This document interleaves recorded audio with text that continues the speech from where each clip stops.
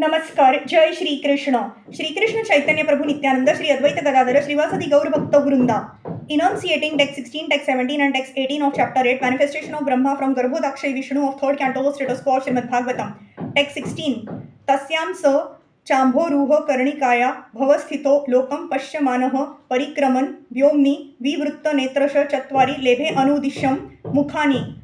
Brahma, born out of the lotus flower, could not see the world, although he was situated in the world. He therefore circumambulated all of space, and by moving his eyes in all directions, he achieved four heads in terms of the four directions. Text 17.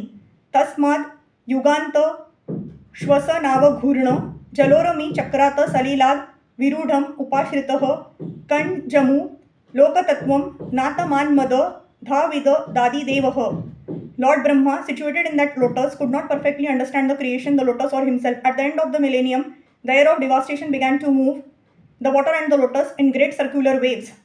Lord Brahma was perplexed about his creation, the lotus, and the world, even though he tried to understand them for 1 millennium, which is beyond calculation in the solar years of human beings. No one, therefore, can know the mystery of the creation and cosmic manifestation simply by mental speculation. The human being is so limited in his capacity that without the help of the Supreme, he can hardly understand the mystery of the will of the Lord in terms of creation, continuance, and destruction.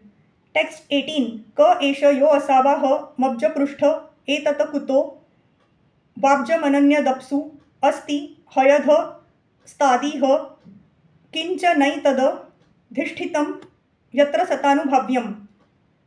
Lord Brahma in his ignorance contemplated, who am I? Am that situated